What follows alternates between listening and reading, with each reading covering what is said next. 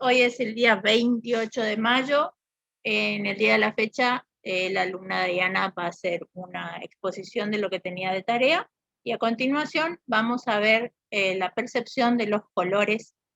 Acá era lograr un análisis, un video con la aplicación de Tracker, que acá vemos que yo me grabé haciendo un movimiento, levantando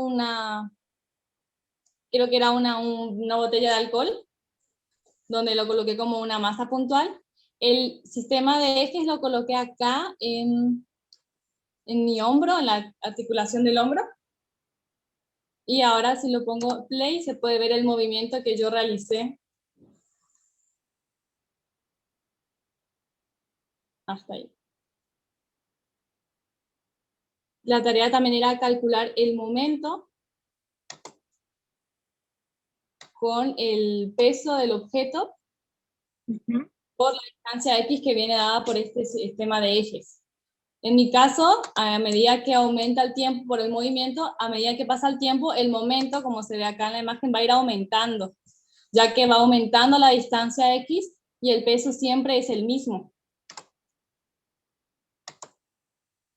Después, por último, también realicé en un Excel gráficos de cada una de algunas variables en función del tiempo.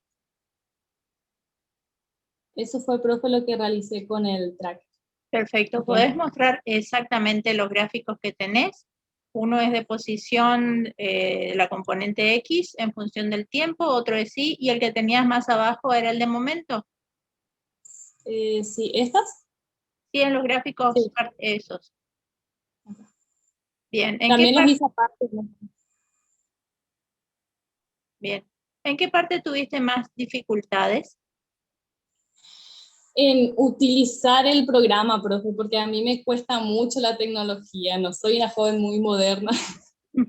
Y tuve que ver siempre su video de guía, por ejemplo, para fijar la masa, el Ctrl Shift más clic, y así varias veces, Sí. o problemas para fijar el eje que nunca se quedaba, Sí. y así. Sí, Tuve que entonces, rehacer varias veces. está bien. Cuando vas a hacer un video de seguimiento de este tipo, ¿qué tenés que tener en cuenta? ¿Qué conclusión llegaste? Respecto del video me refiero, de la filmación. Ay, que debe ser corto, que debe ser consistente, no tenía que hacer movimientos innecesarios también, porque si no todo se complicaba. Bien. Y siempre un fondo contrastante, ¿eh? Ah, sí, también le tuve que agregar puntitos negros a mi objeto para que pueda reconocerla más. Está bien. ¿Qué otras variables tenés ahí en tus columnas que tenés abajo a la derecha? Me da la velocidad, Ajá. el momento que yo calculé, bueno, también está la variable Y, la posición en Y, Uh-huh. el ángulo tita. Fíjate los ángulos, corre un poco de eso, quiero ver los valores de los ángulos, cómo te quedaron. Acá, profesor. Sí, esa. Ahí está. Va aumentando.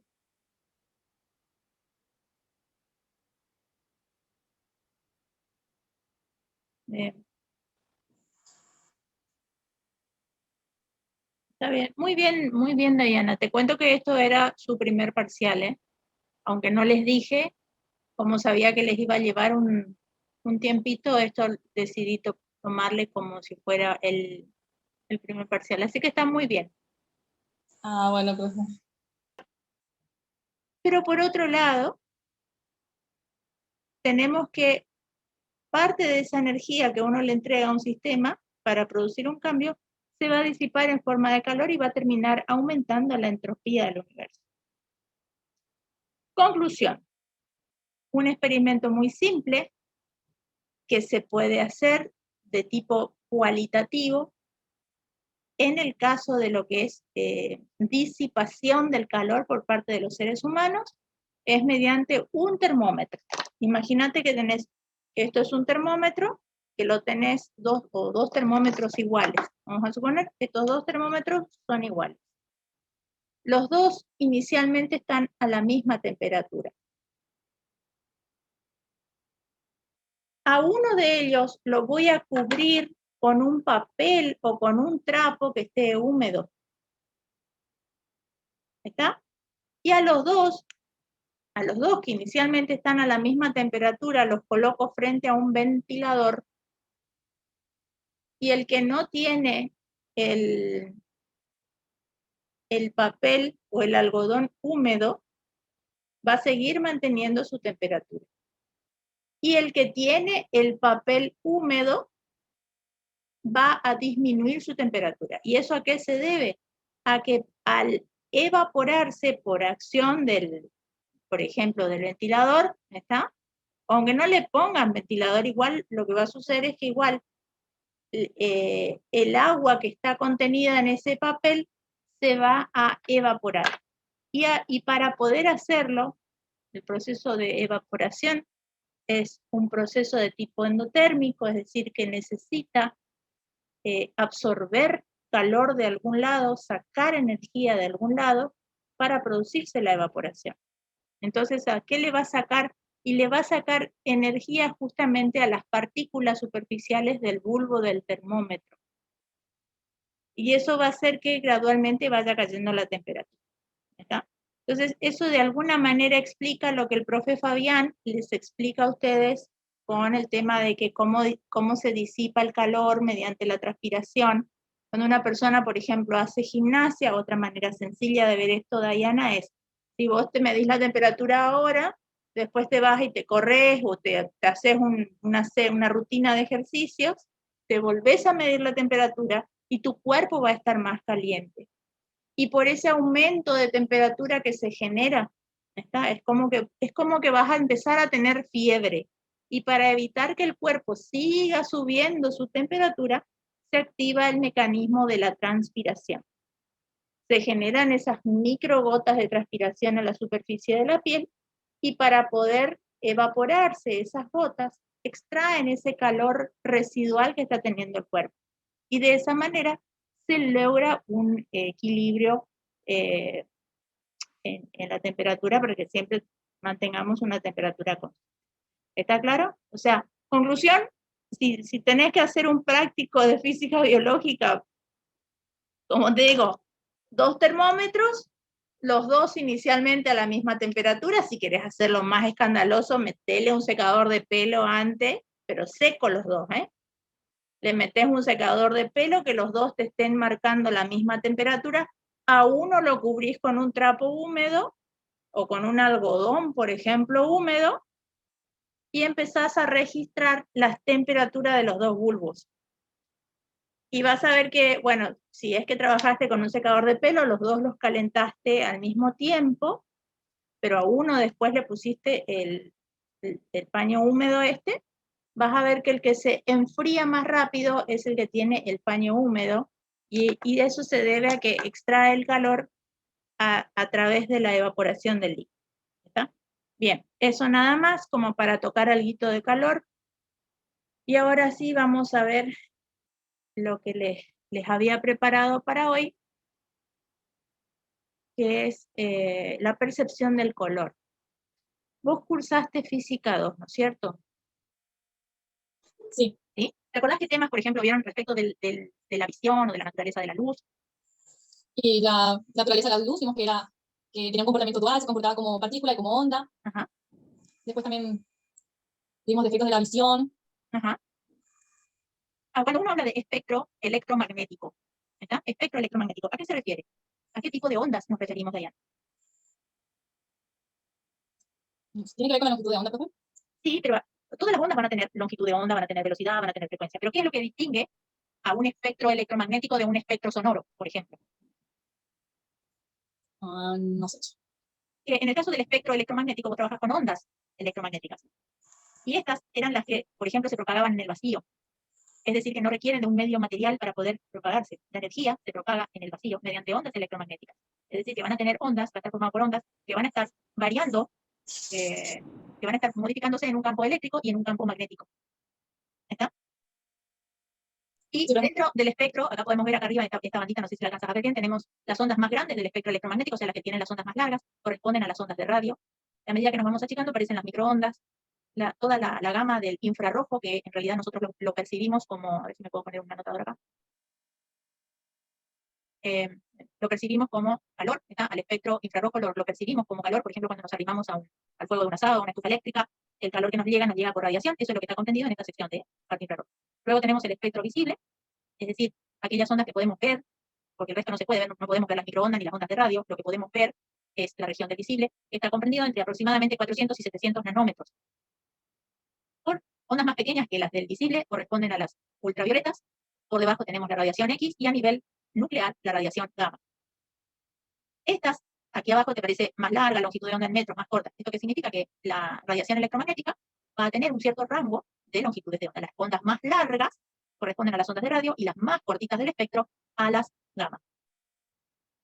La velocidad de todas estas ondas en el vacío va a ser exactamente la misma, o sea, va a ser la velocidad de la luz, aproximadamente 3 por 10 a la 8 metros por segundo. ¿Está? Y si la velocidad es la misma, pero la longitud de onda es menor en el caso de los rayos gamma, ¿cómo va a variar la frecuencia, Dayana? Si comparás ondas de radio y ondas gamma, ¿cuál tiene mayor frecuencia? Mayor frecuencia. ¿Y que tiene menor longitud de onda? Exactamente, porque son magnitudes inversas. Porque tiene una menor longitud de onda. Y había una ecuación que te relacionaba justamente la velocidad de la luz con la frecuencia y la longitud de onda. ¿Te acordás cuál era? La velocidad de la luz es igual a la longitud de onda por la frecuencia. ¿Cómo me dijiste? La velocidad de la luz es igual a la longitud de onda por la frecuencia. Lambda por F. Exactamente, eso es el valor de la velocidad. Bien. Ahora, cuando hablamos de luz monocromática y policromática, ¿qué es lo que entendés por eso, Dayana? Por el nombre, mono, uno. La luz de, no sé si de un solo color o de una sola. Exactamente. Una luz de un solo color, exactamente. De acuerdo a esto, la luz blanca, Dayana, la luz solar, la luz blanca, ¿es monocromática o policromática? Creo que es policromática porque creo que era la combinación de todos los colores. Exactamente, y eso lo pudo hacer Newton con su experimento de 1672, de acuerdo a esta imagen que saqué de internet, donde aparece acá un señor en el que hace incidir un haz de luz solar a través de un prisma y produce la descomposición de esa luz blanca formando el espectro continuo. Ojo con esto es un espectro continuo, es decir, que de manera continua y gradual se va pasando por cada uno de los colores. Inclusive, cada color, por ejemplo, toda la zona que corresponde al rojo, no tiene una longitud de onda característica y fija, sino que hay un montón de gamas de rojo, ¿se entiende? Porque la transición desde el rojo al naranja, del naranja al amarillo, del amarillo al verde, del verde al celeste, al azul, al índigo, al violeta, todo eso corresponde a una, no sé si infinita, pero inmensa variedad de longitudes de onda que están comprendidas en ese rango. Entonces vos podés hablar de una luz monocromática roja de 560 nanómetros. Ahí sí está perfecto, pero en realidad el espectro del rojo también va a tener muchas longitudes de onda, eso te van a dar distintos tonos de rojo, ¿me explico? ¿Sí? Bien. Entonces, cuando uno habla, por ejemplo, de la luz solar, habla de que el espectro de la luz solar es un espectro continuo.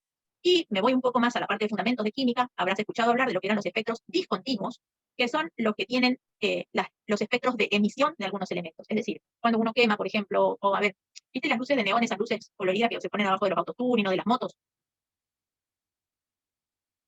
Las motos esas que por ahí pasan y pasan con luces abajo, las ruedas y no le prestas atención. Otro ejemplo, los carteles del supermercado o los carteles estos que dicen abierto, welcome, bar, open y todo eso que se te vende por ahí los chinos. En realidad muchos de esos carteles son de LED ahora. Los carteles de supermercado Cáceres, ¿entendés? O sea, son tubos de vidrio como tubos fluorescentes, pero que adentro tienen gases inertes que pueden ser neón, básicamente son de neón, xenón, argón. Esos tubos no dan luz blanca, dan luces características. El neón creo que da rojo, el argón da verde, así cada uno tiene su color, no me acuerdo cuál es cuál. Cuando esa luz la haces pasar a través de un prisma, como en el experimento de Newton, también se forma un espectro, pero es un espectro de rayas, es un espectro discontinuo.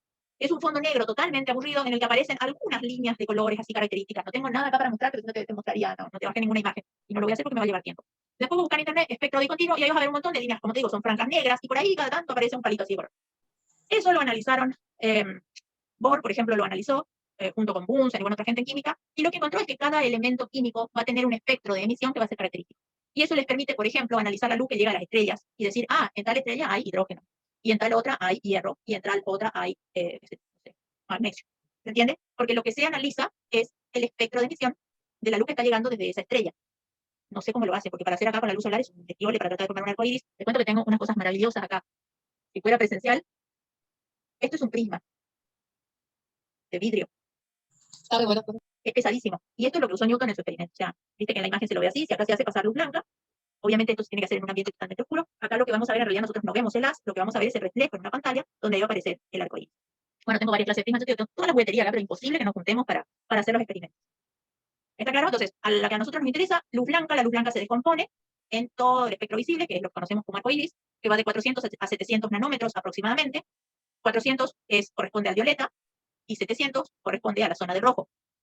¿Verdad? O sea, ¿qué significa esto? ¿Cuál va a tener más energía? Si tenés una luz violeta y una luz roja, la que tiene más energía es la violeta, porque tiene una longitud de onda más corta, tiene mayor frecuencia. ¿Se comprende? Profe, ¿qué dijo lo último? Pasa que justo me llamó nomás, le voy a avisar que estoy en clase. No hay problema, hablar con ella si quieres pongo pausa, ¿eh? No, no pasa nada. Bueno, no sé si será urgente, pero no creo, profe. Suele llamar así cada tanto porque por todo lo que pasa. Sí, sí. Bueno, te repito. Sí. Acuérdate que la luz blanca se puede descomponer mediante un prisma en el espectro continuo del arco iris, que va del rojo al violeta. El rojo tiene la longitud de onda más larga en comparación al violeta. Y si su longitud de onda es mayor, su frecuencia es menor y por lo tanto su energía es menor. Acuérdate que la energía de una radiación monocromática o de una radiación de cierta longitud de onda es igual a H por F o a H por C sobre lambda. ¿Correcto? Sí, profe. Bien. Seguimos entonces. Otra cosa que vieron en física 2, era cómo estaba compuesto el ojo humano. El haz de luz incide pasando por la córnea, penetrando la pupila, que es esa especie de diafragma de punto negro. La pupila se contrae y se cierra y se abre de acuerdo a la cantidad de luz que necesita para poder ver. Es una especie de mecanismo, no sé, músculo, no sé cómo se llaman, esos músculos que uno no puede controlar. Entonces, el haz de luz pasa por aquí. Y lo vemos de perfil. El haz de luz penetra en el ojo, pasa a la córnea, pasa a la pupila. Aquí adentro vamos a tener el humor acuoso, que es el líquido que está dentro del ojo, y el humor vítreo es el que forma la lente. ¿Está? Aquí arriba tenemos músculos ciliares, que lo que hacen es, o sea, si el cristalino, que es nuestra lente, tiene una curvatura, ahora no las estoy encontrando. Acá hay uno más lindo. Esto es un vidrio fabuloso, pero esto es rígido. ¿Está? Esto es una cosa rígida. El cristalino es una bolsa, es una lente totalmente flexible. Y los músculos ciliares se ubican así. Entonces, lo que hacen los músculos ciliares, si uno quiere tener una lente más delgada, es estirar. Y cuando querés hacer un enfoque, por ejemplo, como para mirar algo así de cerca, lo que hacen los músculos es relajarse, digamos, y el cristalino recupera su forma. Eso hace que el cristalino sea una especie de lupa que se puede o achatar o ensanchar. Y de esa manera uno produce el enfoque. A medida que pasan los años, como todo músculo se cae, lo mismo le pasa a los músculos ciliares, ya no pueden hacer ese movimiento fácilmente de enfoque que hacían y empiezan a aparecer los problemas de presbicia, en donde uno necesita un par de gafas para poder hacer el enfoque, para poder ayudar al ojo a acomodarse. ¿Está claro? Bien. Sí, en la parte de atrás tenemos una película, una membrana que rodea a toda la parte interna del globo ocular que se llama retina, que es como una suerte de pantalla. Y esa retina está constituida por células que son fotosensibles, es decir, se estimulan con luz y que se van a clasificar en dos tipos, las células llamadas conos y las células llamadas bastones. Y hay un punto central, la mácula, donde incide, digamos, el eje de la visión cae en la mácula. Y está constituido básicamente por conos. ¿Verdad? Acá tenemos muchos conos. Bastones, poco y nada, los bastones están más bien ubicados en la periferia. Los conos son de 3 tipos. Los conos son conos que permiten percibir la luz azul, la luz verde y la luz roja del espectro visible.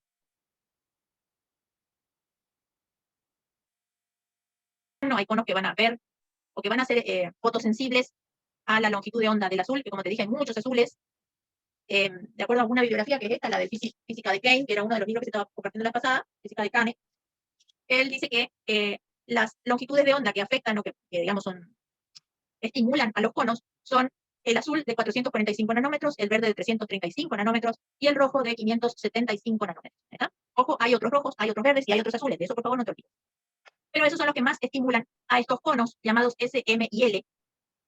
Conos S se refiere a small significa onda corta. Los medios son los de la onda verde, ¿está? Que corresponden a la radiación verde. Y 575 nanómetros corresponden a los conos L. Esto es lo que más o menos decíamos recién. Otra imagen, la retina, lo que está representado en amarillo corresponde a los bastones. Fíjate que la forma con la que se grafica parece la de un bastoncito. Y las células fotosensibles, que son los conos, que se ubican principalmente en la mácula, son fotosensibles a estos 3 colores. ¿Vamos bien hasta ahí, Diana? Sí, papá. Bien. ¿Cómo hacemos entonces para poder ver? Si solamente tenemos rojo, verde y azul en nuestros ojos, ¿cómo podemos ver los demás colores? Primero, los bastones, digamos, nos dicen si hay luz o si hay oscuridad. pero no nos dicen qué tipo de luz hay, ¿correcto? O sea, un bastón, o sea, los bastones se activan con luz, ¿verdad? Y son muy sensibles a la poca luz, es decir, que cuando uno está en oscuridad total, las células que nos van a permitir ver algo, aunque sea algo, son los bastones. ¿Le habrá pasado, Dayana, por ahí cuando, no sé, tu dormitorio, si tenés esas perillas de la luz, esas que son verdes, fluorescentes, ¿nunca le prestaste atención? No, profe. ¿A qué se refiere? Hay unas perillas de luz que son verdes. Bueno, estas cosas a mí me maravillaron de chica, ¿viste? Por eso terminé estudiando lo que terminé estudiando. Pero si vos prestas atención, cuando está todo oscuro, o si tenés esas virgencitas que alumbran en la oscuridad, los relojes, esos que se ponen, que trabajan con un fenómeno que se llama fluorescencia, ¿verdad? Son fosforescentes, tienen pinturas fosforescentes. Hay rosarios que son, ¿viste? Para rezar, y que tienen cada esferita, cada pelotita, también es fosforescente. Bueno, ¿a qué quiero llegar con esto? Si vos de noche, en oscuridad total, tenés una cosa de esa que estuvo, digamos, que fue expuesta a la luz un rato antes, cuando vos apagás todo, gradualmente vas a ver que le queda un brillo verdoso. Va a ir pasando el tiempo, ese brillo va decayendo cada vez más, y va a llegar un momento en que si vos querés ver puntualmente, enfocar tu vista en ese objeto, no podés verlo si enfocás tu vista en ese punto. Pero si corres tu visión un chiquitín al costado, es como que va a estar en tu campo visual eso que brilla. Pero si vos enfocás, no lo ves. Nunca te diste cuenta de eso. No, se escucha. ¿No escuchaste? Sí, sí, pero se escucha increíble, digo. Bueno, presta atención si tenés alguna de esas medallitas o virgencitas o cosas así, pero tenés que hacerlo en oscuridad total, ¿está? Si lo haces en oscuridad total, primero, o sea, lo tenés así, vos enfocás la vista y lo vas a ver. Pero a medida que va pasando el tiempo, cae ese brillo. Si vos enfocás la vista, ahí no lo ves, pero si corres un chiquitín al costado de tu vista, ahí lo vas a ver en tu campo visual. ¿Qué significa eso? Que ahí el haz luminoso que incide en tu ojo, en vez de caer en la mácula, acordate que la mácula está llena de conos, y los conos sirven para distinguir la luz, ¿está? Por fuera tenemos bastones. Entonces, si vos enfocás tu vista ahí, en el objeto, no lo vas a poder ver, pero si corres tu vista un chiquitín de costado, de manera que tu eje de visión caiga en la zona de los bastones, ahí vas a poder ver de alguna manera, aunque no nítido, está en tu campo visual. ¿Se entiende lo que digo? Pero no lo vas a poder enfocar. Es una cosa simple y rara, es maravillosa. Los gatos, por ejemplo, tienen lo que sería su mácula concentrada en una zona de bastones. Por eso los gatos ven mejor de noche, digamos, o sea, tampoco en oscuridad total, se necesita algo de luz. Pero como tienen muchos bastones en su eje de visión, ven mucho mejor de noche, son animales más bien crepusculares de lo que son de día, ¿sí? Bueno, seguimos acá. Entonces, ¿por qué este tomate se ve rojo? Porque de toda la radiación blanca que le llega, o sea, todo el espectro de colores, todo el arco iris, absorbe todos estos colores, y el único que refleja es el rojo. O sea, el tomate trabaja como un espejo, pero para el color rojo. Lo mismo, si tenemos una manzana verde, esta manzana verde llega de vuelta todo el espectro de la luz blanca y refleja el verde. Y lo mismo se aplica con cosas que sean azules. Acordate que tenemos los 3 fotorreceptores, que son los conos rojos, verdes y azules. Hasta ahí genial. Vamos a ver qué pasa con los objetos que son transparentes, pero tienen color. Por ejemplo, un filtro. Bueno, este casualmente no es el más indicado para el ejemplo. ¿Acá? Esto sería un filtro amarillo. Pero si tenemos filtros rojos, verdes y azules, lo que va a pasar es un poco lo que aparece acá en esta imagen. La luz del sol llega a ese objeto que es transparente, pero se comporta como un filtro verde, deja pasar la porción verde y se queda el material con el resto de las longitudes de onda. ¿Está? Por eso se ve verde. Si es un objeto opaco, es decir, que no pasa la luz a través de él, como el caso del tomate, lo que va a hacer es reflejarla a la luz roja y se queda con el resto. Hasta ahí, genial, porque tenemos esto. Y acá una pregunta. Si solo tenemos 3 células fotosensibles a la longitud de onda del rojo, verde y azul, ¿por qué le vamos a dar a esta señora con fotones de luz roja, muchos fotones de luz roja? Supongo que es una señora. Y el cerebro identifica esto como el color rojo. Si le damos con verde, el cerebro identifica que esto es verde. Si le damos con el azul, lo mismo. Ahora entonces, ¿cómo se puede ver el amarillo si no tenemos esos fotones? Lo que va a pasar es que esas células, los conos, que son sensibles al rojo y al verde, van a ser también estimulados por la luz amarilla. ¿Se comprende? O sea que no solo los conos L, que eran los del rojo, se activan con luz roja, sino también se activan con luz amarilla. Y lo mismo pasa con los conos M, que son los conos del verde. Si le damos además la luz azul, se van a estar activando los 3 tipos de cono, es decir, todos los conos que tenemos, y la percepción en el ojo va a ser de luz blanca. ¿Correcto? Si saco el rojo, ahora la persona va a ver el color cian. ¿Por qué? Porque está estimulando simultáneamente los conos M, que corresponden al verde, y los conos S, que corresponde al azul. Y por último, si se ilumina con luz roja y con luz azul, el color que se va a ver es el magenta, ¿verdad? Que es como un rosa. ¿Por qué? Porque este color, o sea, la radiación del canal violeta, los rosados, van a estimular de manera simultánea los conos azules y los conos rojos. ¿Se entiende, Dayana? Sí, profe, está muy bueno. Yo no había entrado al link que mandó. No, hay muchos ahí. Me parece muy elemental, pero es un tema... O sea, de ecuaciones esto no tiene nada, que yo sepa no vi ecuaciones. Pero me parece un tema interesante porque, o sea, en óptica lo que vemos en el profesorado hasta ahora fue la marcha de rayos, fenómenos de esto de miopía, astigmatismo, pero no sé si vieron lo que es el daltonismo, porque hay gente que es daltónica. No, no se da eso. Bueno, y esto tiene que ver con eso. O sea, ¿cuándo vamos a tener personas que son daltónicas? Cuando su retina, ¿está? La retina de los ojos de las personas, dejo de compartir un ratito. La retina, que era toda esa membrana que estaba dentro del globo ocular. No es que todos tenemos la misma proporción de conos azules, rojos y verdes.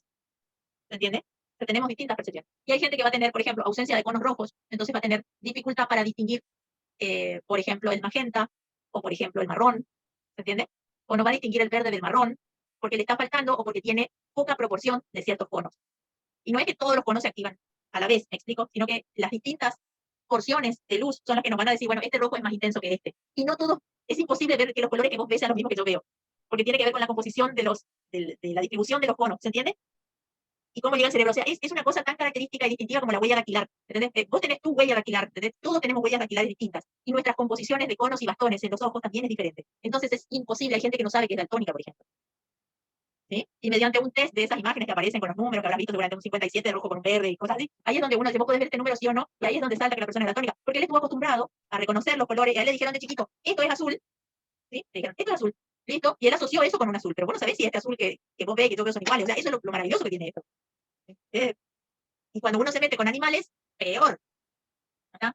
En el caso de los animales, peor. Nosotros tenemos, esa es una de las tareas que le iba a mandar a hacer, pero no les voy a mandar a hacer tarea, porque estamos terminando el cuatrimestre. Nosotros tenemos 3 tipos de conos. ¿Está? Hay animales como las aves que tienen 4 tipos de conos. Y pueden ver, por ejemplo, en la región del ultravioleta que nosotros no podemos ver. Los perros, de acuerdo a lo que estuve investigando, tienen 2 tipos de cono, que son el azul y el amarillo que nosotros no tenemos. Entonces los perros no pueden ver los rojos. Los gatos ven ultravioleta. No sé si ven los rojos. O sea, es muy interesante esto de las mariposas, si vos ves el ala que por ahí depende, o los cuervos, los tordos, los pajaritos negros, esos. Fíjate que si vos le ves con un cierto ángulo, busca imágenes de tordo, vas a ver que tiene como un reflejo azul. Y eso tiene que ver con la región del ultravioleta. Ahora sí. Bien. Bueno, entonces vamos a tener 2 tipos de teorías o de síntesis de los colores. Esto obviamente ajustado a cómo lo vemos nosotros los humanos. Tenemos entonces 3 luces o 3 colores que vamos a considerar primarios porque son los colores que nosotros podemos ver, los colores puros, digamos, que podemos ver. Rojo, verde y azul. Acordate, rojo, verde y azul. Si superponemos unas de luz verde con unas de luz rojo, lo que vamos a tener como resultado es luz de color amarillo. Hay un montón de simuladores de esto, Diana. Es como lo mismo que estábamos viendo recién con la vista. Luz verde, luz roja. Si superponemos los dos, se ve amarillo. Si superponemos ahora luz verde con luz azul, se ve cian. Y si superponemos luz roja y azul, se ve magenta. Y si sumamos, por eso se llama aditiva, si sumamos los 3 colores de luces, lo que tenemos por resultado es el blanco. A estos 3 colores de luz los vamos a llamar colores primarios. Y a los colores que quedan acá adentro, reitero, esto es luz, los vamos a llamar colores secundarios. Si sumamos los 3, obtenemos el blanco. Los colores que están opuestos, que están enfrentados, fíjate acá, por ejemplo, el amarillo está enfrentado al azul. Si sumamos la luz amarilla con la luz azul, nuevamente vamos a obtener el blanco. Si sumamos el complementario del verde, que es el magenta, también vamos a obtener el blanco. Y si sumamos la luz roja con el cian, también vamos a obtener el blanco. ¿Estás ahí? Sí, profe. Bien, y ahora nos vamos a complicar un poco más. Esto puedo correr. Vamos a la teoría sustractiva de colores. La otra era aditiva, acordate, ¿eh?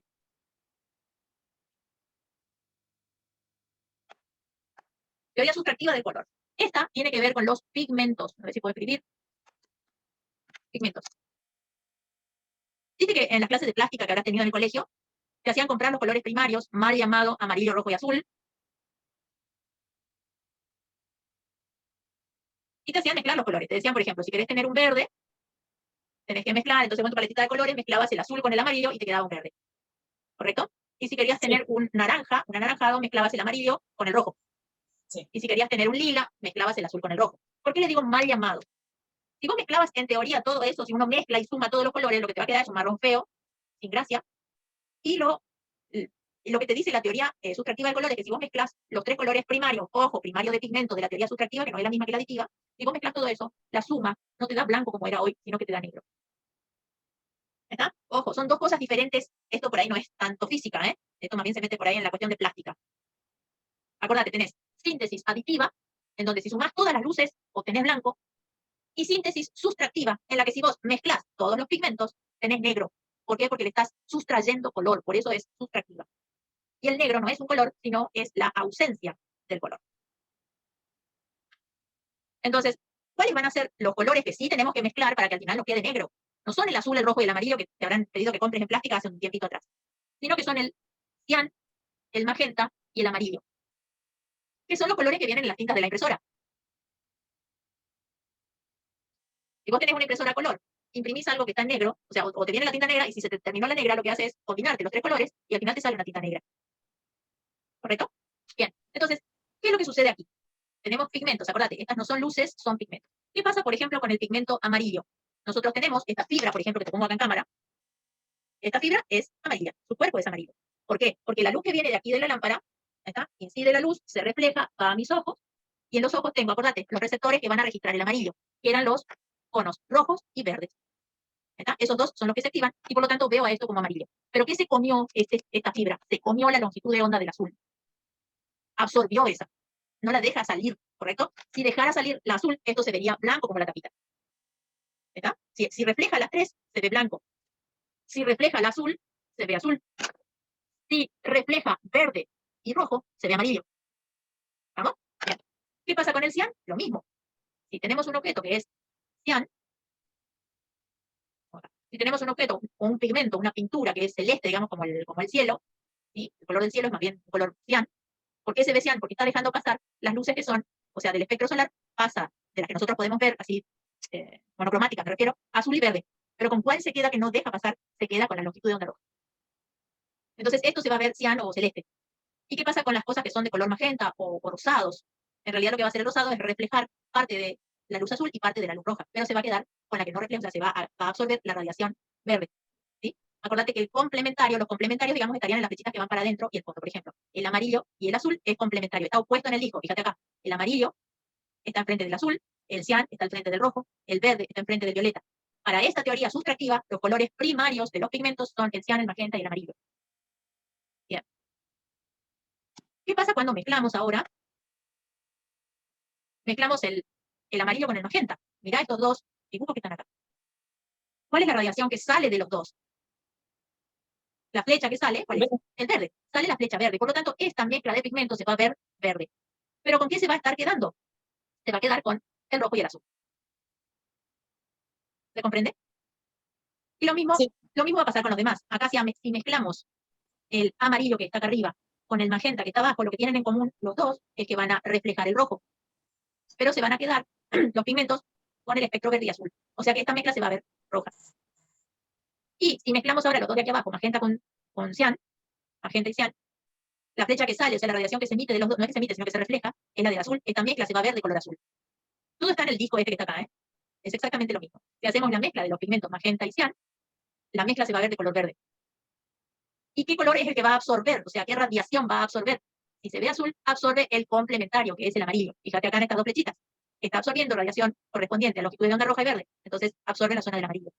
Y de vuelta, ¿qué pasa si mezclamos los tres pigmentos? Y la mezcla de los tres pigmentos te va a absorber todas las radiaciones. Y esto sería como un cuerpo oscuro negro ideal que absorbe todas las radiaciones y no emite ninguna. Entonces esto se tiene que ver negro. ¿Correcto? Bien. Hay un pigmento que se usa mucho en biología y en biología, más que nada se usa. Ojo, Diana, esto puede sacar, yo le puse azul de metileno, pero puede ser azul de torta. Por ejemplo, un azul ultramar, un azul de pintura de uña, no sé, el que sea. En el caso particular del azul de metileno, si se coloca en una máquina que se llama colorímetro, que la tengo también por acá en mi armario, vamos a ver que se produce este tipo de gráfica. Y el pico que va a medir el colorímetro corresponde a un tipo de naranja, que es el de 660 nanómetros. El que menos absorbe es el azul, en este caso está más cerquita del violeta. El que menos absorbe es el color que de última deja pasar, por refleja. Y el complementario, ¿está? El complementario sería el naranja. ¿Se entendió? Sí, profe. Ah, bien. Porque te fuiste por ahí, no se te... Bueno. Entonces, ahora un ejercicio para ver si te acordás. El azul de metileno se pone en un colorímetro, se prende la máquina y dice que acá la mayor longitud de onda es la de 660 nanómetros. ¿Cuál será la frecuencia de esa longitud de onda? A ver, fíjate si puedes. Puede ser, profe, 4,54 ¿Por 10 a la? 14. Así es. ¿Qué unidad va a tener eso, Diana? ¿En hertz? Hertz, muy bien. Entonces, acuérdate de esto. Si el azul se ve azul es porque absorbe el naranja. ¿Está? Su pico de absorción se da en una longitud de onda del naranja. Y acuérdate que es el complementario. Ojo, refleja todo, pero el que más refleja es el naranja y el que menos refleja es su color. Si uno suma el color del cuerpo más el complementario, ¿está? Que es el que absorbe, eso te tiene que dar blanco. ¿Está? Si hablamos de luces. Si hablamos de luces.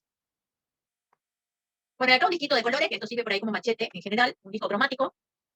Dijimos el azul de metileno, que está comprendido en este rango de 450 a 480 nanómetros, es el color del pigmento, está absorbiendo radiación del espectro visible en la zona del naranja. O sea, estos son opuestos y complementarios. Y lo mismo va a pasar acá.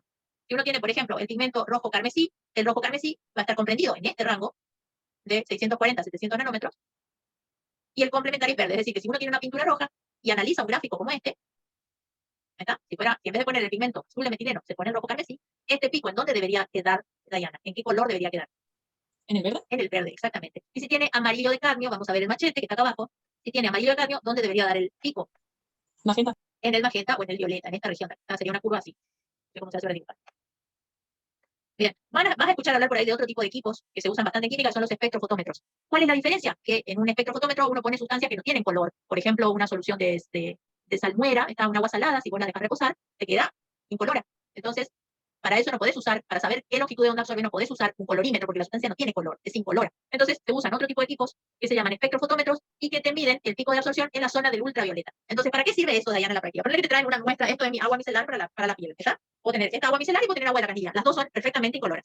Entonces, si yo tengo las dos muestras, las coloco adentro del equipo, pingui pingui, ¿está? Coloco las dos y me dan picos de absorción. Entonces yo, si sé el pico de absorción del agua micelar o de los componentes que tiene el agua micelar, ahí te puedo identificar, esto es agua micelar y esto es agua de la canilla y esto es agua mineral y esto es agua destilada. ¿Está? Porque vos mirás, las tres o las cuatro son exactamente iguales, pero podés reconocer el pico de absorción con el espectrofotómetro. Es una técnica más bien de química. Y vamos a ver, creo que la última partecita que queda por acá. Y tenemos una pantalla, un pizarrón, imagínate blanco como el que tengo acá atrás a mi espalda, y se le ilumina con una luz roja. La única luz que hay en el ambiente es la luz roja. ¿De qué color se va a ver el señor?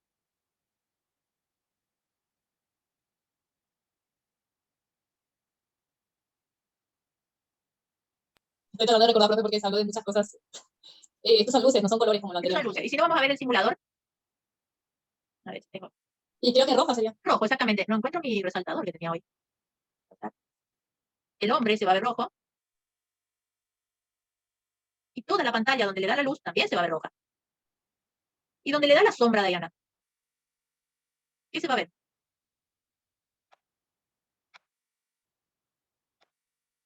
Tenés solo luz roja, no hay otra cosa. Acá se produce una sombra. ¿Qué será que se va a ver? Es como negro, pero no sé. Exactamente, muy bien. Vamos a estar acá y vamos a estar la noche. Bueno, entonces acá todo este señor se vería acá negro porque acá no le da la luz. Acá va a ver esa sombra. Bueno, miremos ahora esta imagen de aquí abajo. Luz roja y luz verde. Entonces tengo rojo, vamos a pintar primero el rojo. De acá sale la luz roja, acá le va a llegar al hombre la luz roja, pero también le llega la verde. Entonces, ¿de qué color se va a ver el señor si le llega roja y verde? Ay, no me acuerdo, profe. Estoy tratando de recordar el simulador. Ah, bueno, ¿verdad? Te vamos a poner el simulador de vuelta. Pero creo que se va a hacer tarde. Ah, ya son las 8, 8:30. Acá dijimos. Llega rojo y verde. Ah, no, otra cosa, se murió mi computadora. Bueno, te voy a mandar una captura. ¿Rojo y verde y no hay celeste o ciel? Sí. A ver. Teoría aditiva. Esta es la de luces. Rojo y verde, acá está. ¿De qué color se va a ver el hombre? ¿Amarillo? Amarillo. ¿Está? Entonces, acá debería pintarse de... Ay, corazón, no puedo. Amarillo. ¿Y qué es lo que también se va a ver amarillo? Se va a ver toda esta parte de la pantalla. ¿Está? Porque ahí llegan las dos luces.